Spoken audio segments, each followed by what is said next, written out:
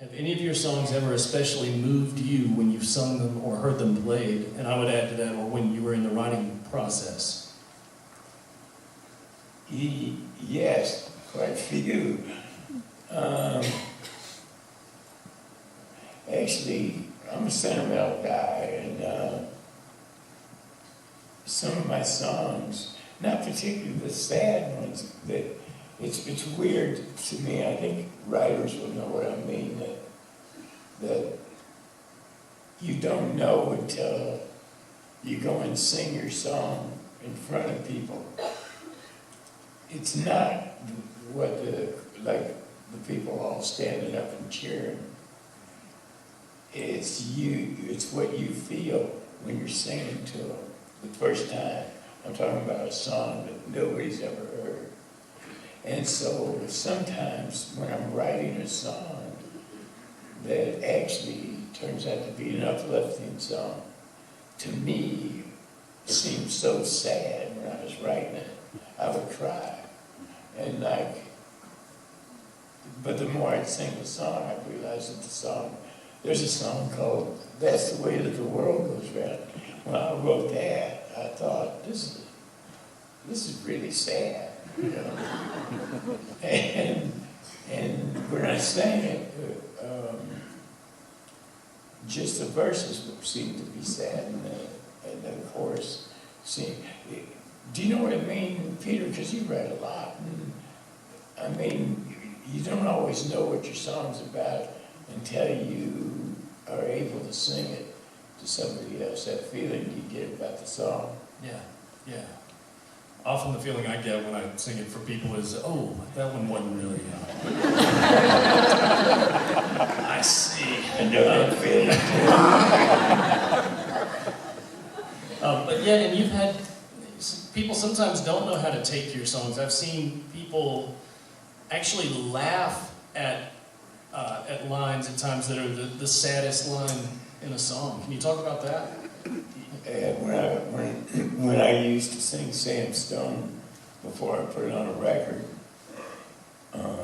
quite a few times, especially people listening the first time, but the first time I'd say there's a hole in Daddy's arm where all the money goes, people would laugh. And the second time I would sing it in the second chorus, it'd be kind of a nervous laughter. And by the third time, it was dead silence. You know? And I used to tell introductions to just about all my songs when I first started, because I was very nervous. I couldn't go up on stage and just throw my guitar around and start singing. That to me would mean, who do you think you are? You know, you think you're a singer? So I would tell these stories because I was real nervous before I started singing. And some of the stories usually turned out to be somehow humorous. Mainly because life to me in general is humorous. The world is humorous, you know. And the introduction I used to do to Sam Stone was about real things that took place in the Army. And they were humorous. So I'd do that, and then people would be laughing, and then I'd go into Sam Stone and just like hit him like a sledgehammer. And some people just thought, you know, I shouldn't set him up that way. I wasn't thinking about it.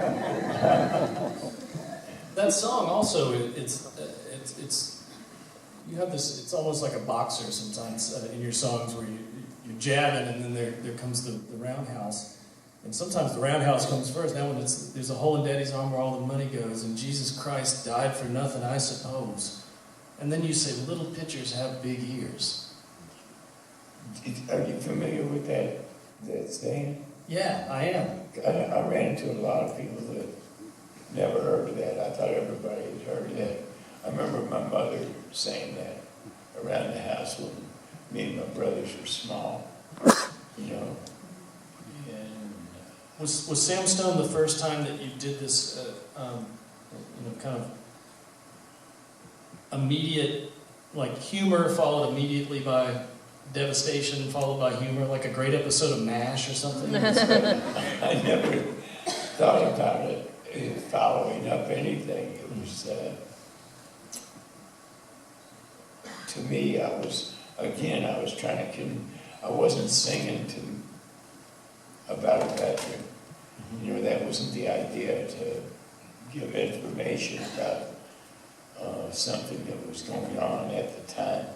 It was like I was trying to get, I was thinking about being a veteran, but it seemed to me when the Vietnam War was at its height, as far as public opinion, you know, people protesting and people protesting the protesters, and you know, there's all this patriotism going on, and it all seemed to me that the soldier got mixed up in the middle of it. Like, you know, some people, I remember seeing a newspaper article about a soldier that came home from Vietnam, and some people in San Francisco like spit on him, and I thought, that's crazy, you know, like,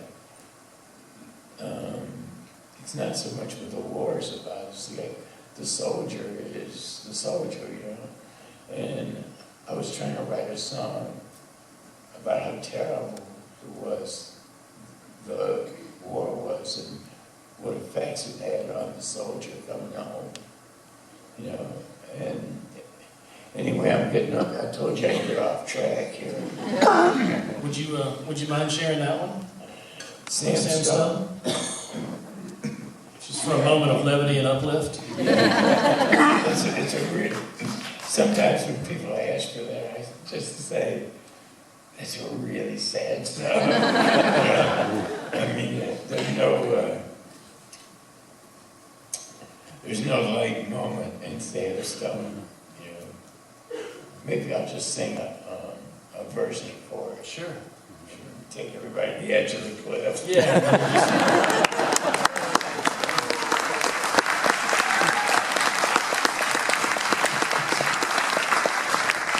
There are cloudies because I'm not going to sing the whole thing. Well, this chair is not taking the guitar playing. If you want to use the stool over there and do it, Oh, really? You mean? John, I'm going to allow you to do that if you want to. I'm going over here.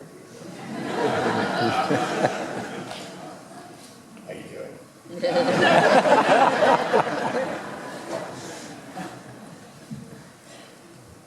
In all my years singing in folk clubs, I never sat on a stool. I used to put, I'd walk out with a 6-pack of beer and put it on the stool. And an ashtray next to it. And I'd light a cigarette up for punctuation. Like I would say something, and then I'd get the reaction from the crowd, and I'd light a cigarette, take a puff, put it in this ashtray, and sing the song, and then the cigarette would be done. By the time I got done with the song, so I'd light another one. Nowadays, I take a drink of water instead. Geez, I wish you'd just sing the song. That's my wife, Fiona, that's what she's thinking.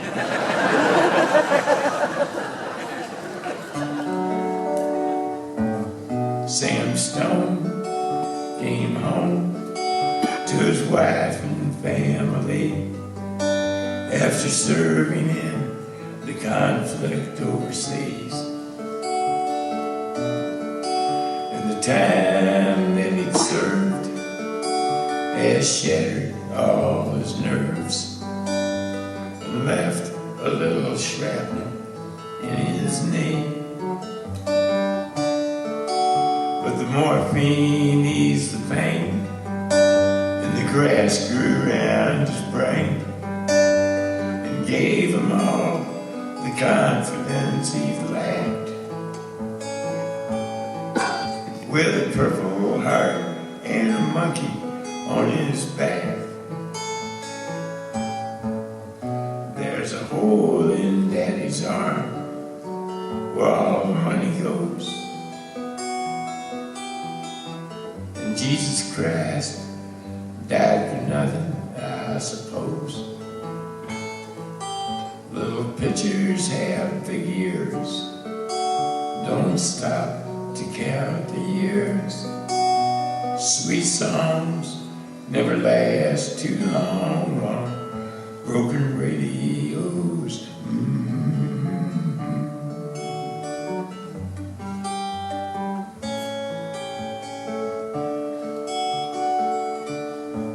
Sam Stone's Welcome Home didn't last too long. He went to work when he'd spent his last dime.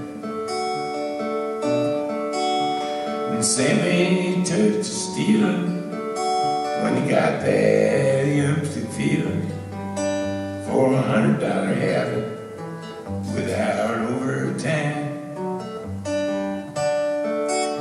And the gold rolled through his veins like 1,000 railroad trains, and eased his mind in the hours that he chose, while the kids ran around wearing other people's clothes. There's a hole in Daddy's arm where all the money goes. And Jesus Christ died for nothing, I suppose.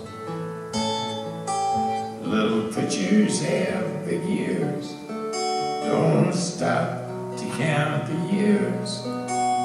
Sweet songs never last too long on broken radios.